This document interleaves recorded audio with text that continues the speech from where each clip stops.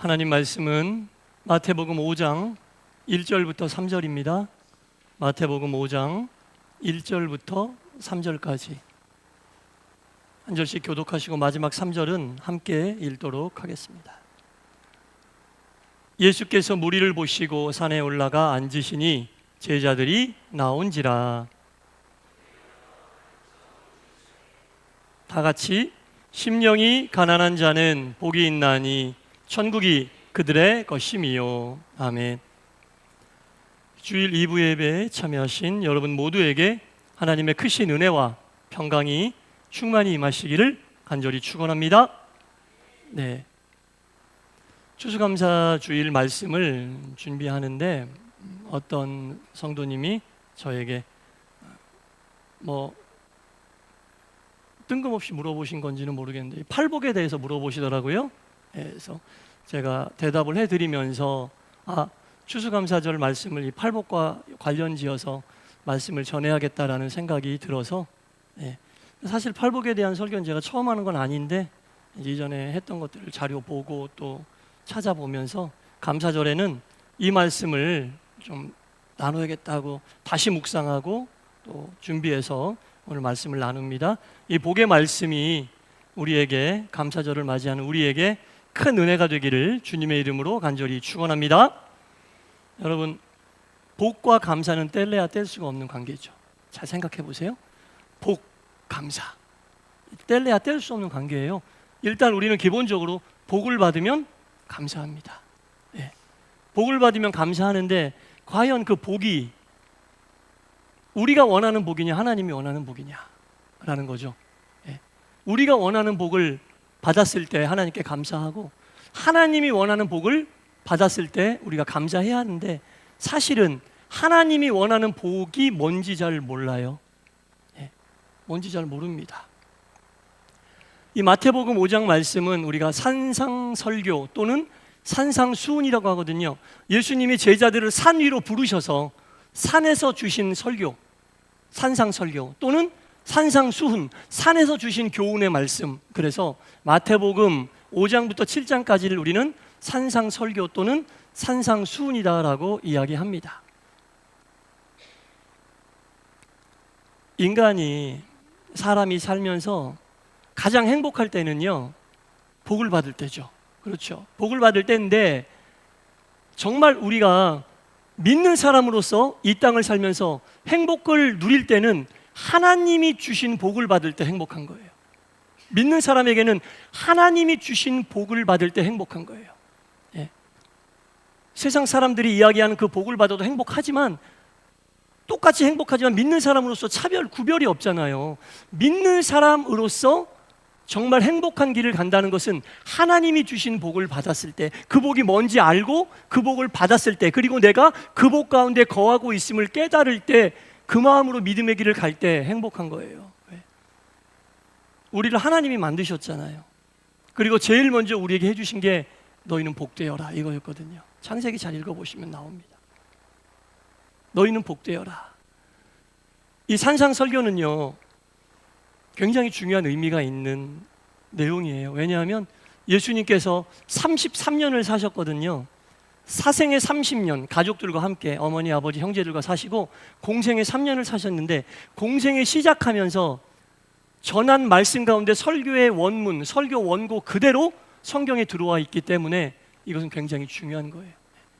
처음으로 예수님이 공생에 시작하면서 전한 말씀은 회개하라 천국이 가까웠느니라인데 이거는 한 줄, 한 문장으로 모든 예수님의 설교를 압축해 놓은 것이고 설교의 원문 전체를 그대로 성경에 써놓은 것은 이 산상설교가 처음이에요. 굉장히 중요한 의미가 있는 겁니다. 하나님을 믿는 사람들이 반드시 알아야 할 내가 좋아하는 복 말고 사람들이 복이라고 얘기하는 복 말고 하나님이 인정하시고 하나님이 내 자녀들이 이대로 살았으면 좋겠다 이게 복된 삶이다라고 해주신 그 말씀이 예수님의 입을 통해 그대로 산 위에서 사람들에게 선포가 됐는데 오늘 이 시간 우리가 그 내용을 살펴보면서 8가지 하나님이 우리에게 이게 복이다 라고 알려주신 그 내용을 살펴보면서 은혜를 나누겠습니다. 심령이 가난한 자는 복이 있나니 첫 번째, 심령이 가난하면 복이 있다. 가난이란 말이 굉장히 중요합니다. 경제적인 빈곤 얘기하는 게 아닙니다. 이 가난의 뜻은 자기 자신이나 내가 가지고 있는 것을 의지하지 않는 가난함. 사람은 대부분 내가 가진 것을 가지고 그것을 의지해서 자기를 드러내기도 하고 많은 사람들 앞에서 무언가를 행하려고 하는데, 심령이 가난하다는 얘기는 내 자신, 내가 가진 것을 의지하지 않는 마음, 그거 가난한 거예요. 예. 나에게 있는 권세, 나에게 있는 물질, 나에게 있는 재능, 이거 의지하지 않는 것. 예. 그게 심령이 가난한 거예요. 천국은 그런 사람들의 것이다. 야, 없는 것도 있는 척 해야지 사람들이 나를 알아주지. 조금 가진 것도 많이 가진 척 해야지 내가 얼굴 들고 다니지 않겠냐? 세상 사람들이 얘기하는. 예. 복이 그건지 알기 때문에 그 복을 많이 가지고 있는 것 같이 느껴야 좋은 거예요. 그러나 하나님은 그것들을 줄이면 줄일수록 천국이 가깝다라고 얘기하는 거예요. 가지고 있는 것에 대하여 최대한 겸손하라. 재능을 많이 가지고 있으면 그 재능에 대하여 겸손하고, 물질을 많이 가지고 있으면 물질에 대해 겸손하고, 권세가 있으면 권세에 대하여 가난해야 한다. 그런 자들이 천국을 소유한다. 심령이 가난하다. 이 가난의 의미를 정확하게 알아야 됩니다.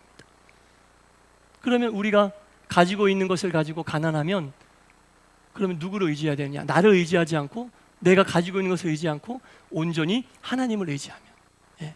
그게 복이다라고 첫 번째 복으로 알려주신 거예요. 내가 살면서 가지고 있는 그것을 주신 하나님을 의지해야지, 하나님이 주신 것을 의지하지 말란 얘기죠.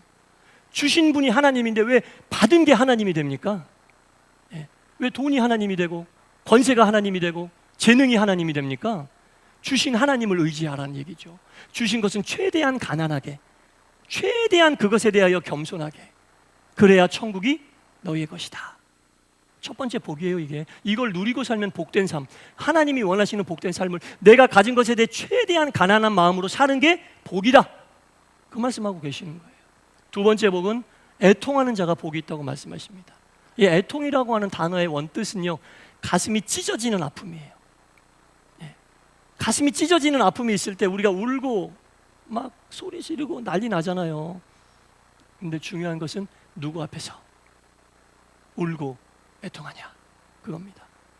눈에 보이는 사람들 앞에서 하면 사람들이 또닥여주고 위로해 줍니다. 좋아요. 그러나 시간이 조금 지나고 나면 근본이 치유가 안 되기 때문에 또다시 외롭거나 힘든 상황에서 빠져나오지 못하는 자신을 보게 되는데, 애통은 하나님 앞에서 하는 겁니다. 애통하는 자는 복이 있나니 그들이 뭘 받아요? 위로를 받는데, 사람의 위로가 아니라 하나님의 위로, 하늘의 위로, 근본을 치유하시는 하나님의 위로. 상처가 났는데 일회용 반창고 붙이는 게 아니라 근본을 치유하는 약을 넣고, 아파도 약을 넣고 상처가 아물게 하는 하나님의 위로. 네, 여러분 살다 보면 힘들고 어렵고 괴로운 일들 많잖아요. 네, 하나님 앞에 나와서 애통하시기 바랍니다.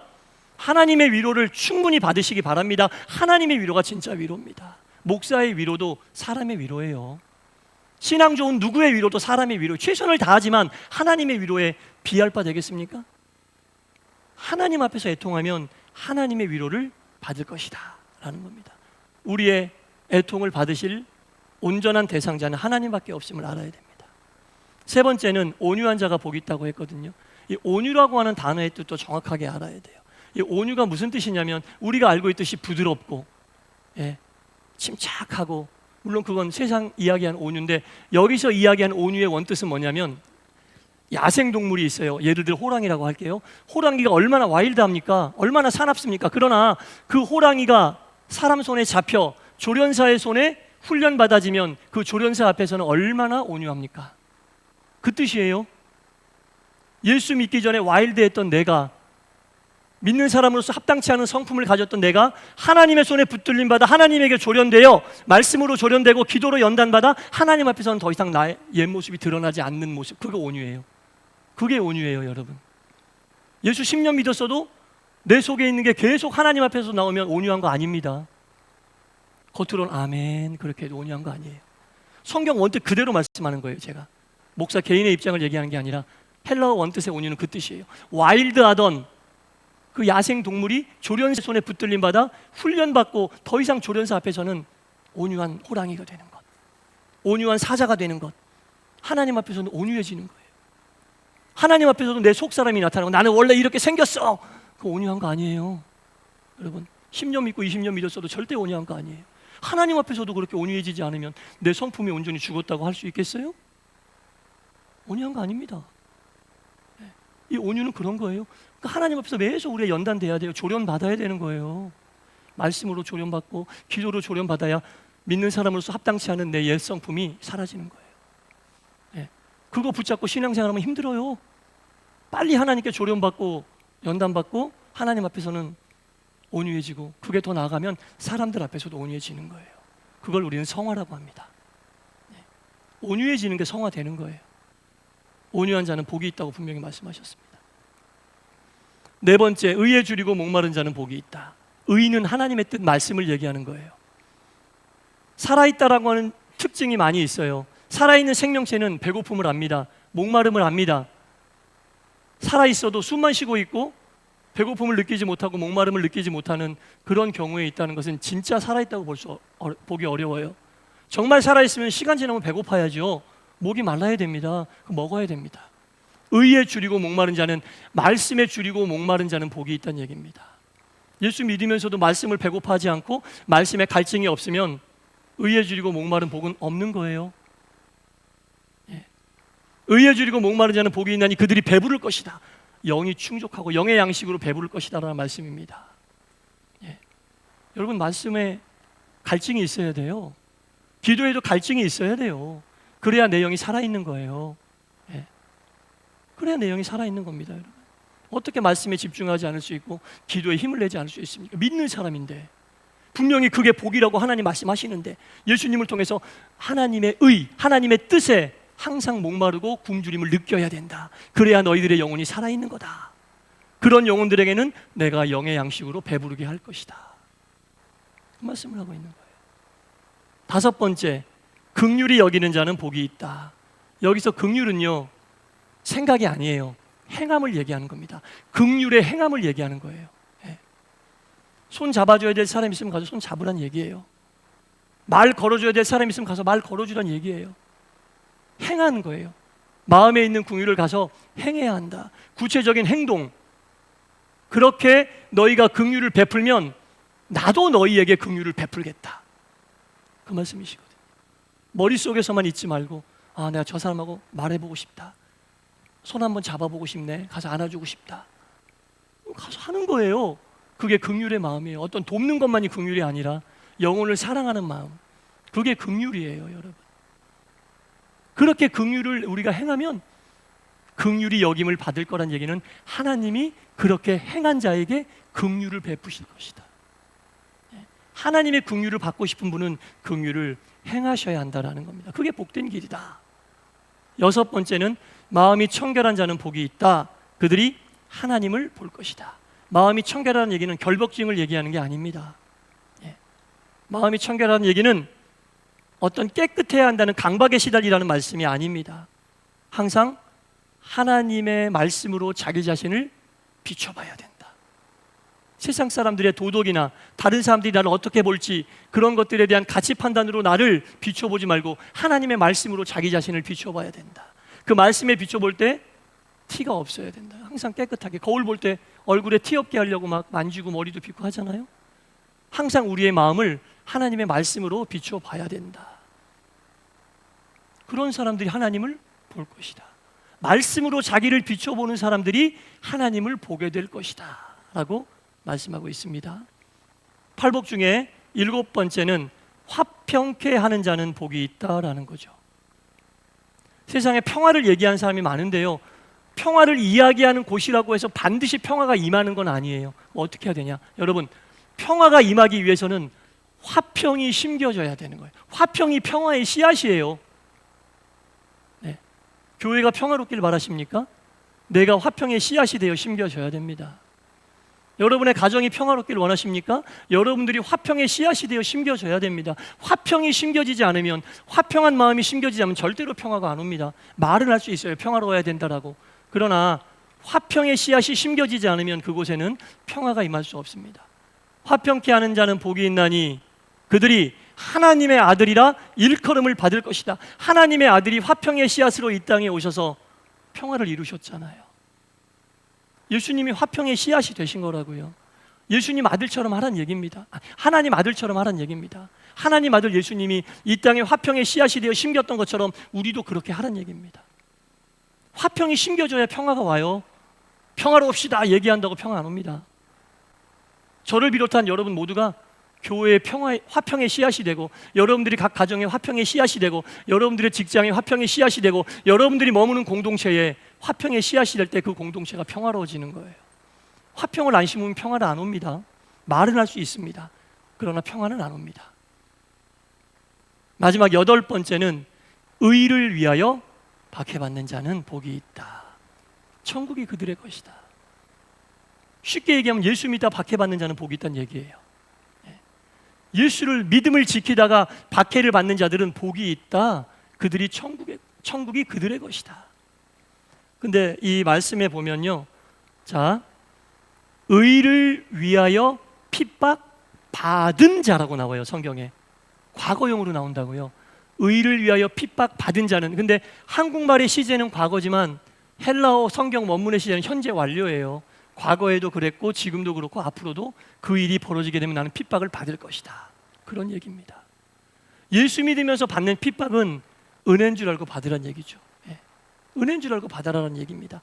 이 마지막 8번째 복 바로 다음에 11절과 12절에 이렇게 나와요. 나로 말미암아 너희를 욕하고 박해하고 거짓으로 너희를 거슬러 모든 악한 말을 할 때에는 너희에게 복이 있다. 구체적으로 풀어주신 거예요. 마지막을. 예수 믿으면서 받는 핍박을 두려워하지 말아라. 그것이 오히려 너희에게 기쁨이 될 것이다. 그게 너희에게 복이 될 것이다. 어떤 복? 천국이 그들의 것이다. 심령이 가난한 자들에게 임하는 복이 천국의 그들의 것이고, 마지막 8번째 의를 위하여 핍박받고 박해받는 자들의 복도 천국이 그들의 것이다. 천국을 소유하고 싶은 자는 심령이 가난해야 하며 예수 믿으면서 받는 핍박을 달게 기쁘게 받아야 되고, 그 가운데 있는 것들은 2번부터 6번, 7번까지는 세상을 살면서 믿음 생활하면서 우리가 그게 복인 줄 알고 살아야 된다는 거죠. 사랑하는 성도 여러분, 이게 복입니다. 우리가 이런 생활 살고 있으면 사람들이 볼 때는 모르겠어요. 답답하게 보일 수도 있고 저게 무슨 복이야 이럴 수 있지만, 하나님 보시기엔 이게 복임을 믿으시기 바랍니다. 목사의 말이 아니에요.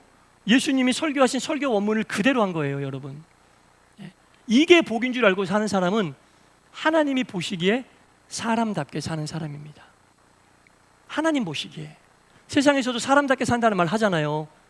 뭐 어떻게 하는 게 사람답게 사는지 사람마다 다 그 평가 기준이 다르겠지만, 하나님 보시기에는 이게 원칙이에요.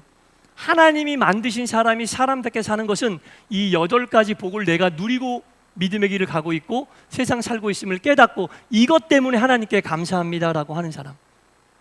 오늘 추수감사절을 맞아 이러한 믿음의 길을 가기 때문에 내가 감사합니다. 8가지 중에 하나만 내가 해도 하나님께 정말 감사해야 돼요. 이게 진짜 감사. 주신 것에 대한 감사는 당연한 거고요.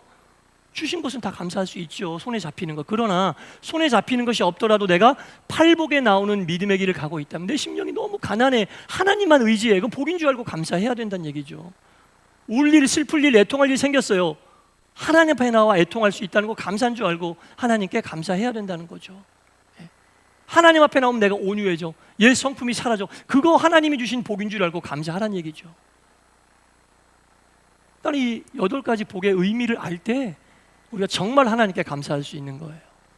주시면 감사, 안 주시면 감사가 안 나오는 이런 1차적인 감사 말고, 하나님이 주시는 이 말씀하신 8가지 감사의 조건들, 복의 조건들 한번 오늘 곰곰이 생각해 보세요. 올해 추수감사절은 이 8복을 가지고 곰곰이 생각해 보세요.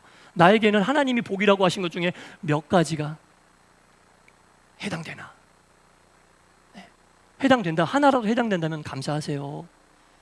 손에 잡히는 것 안 주셨어도 이 중에 하나라도 해당되면 감사하세요. 엄청난 감사 조건입니다, 여러분. 엄청난 감사 조건이에요. 이 감사의 조건이 저를 비롯한 우리 모두의 하나님에 대한 감사의 조건이 되길 바라고, 앞으로도 우리 동산교회의 모든 성도님들의 감사의 조건이 되어 하나님 보시기에 너희 정말 사람답게 산다 라는 응답이 우리 모두에게 있기를 주님의 이름으로 간절히 축원합니다. 기도하겠습니다. 하나님이 주신 8가지의 복을 정확히 알게 하여 주옵소서. 내 삶 속에 그 복의 길을 가도록 힘쓰고 애쓰게 하여 주옵소서. 8개 중에 한 가지라도 내 믿음의 여정 가운데 발견되면 할렐루야, 하나님 감사합니다. 그게 감사입니다. 진짜 하나님이 원하시는 감사입니다. 주셔서 감사도 당연히 감사지만 하나님이 복이라고 말씀하신 것을 느끼고 그렇게 행하고 있음에 감사하는 저희들 되게 하여 주옵소서. 예수님 이름으로 기도드리옵나이다. 아멘.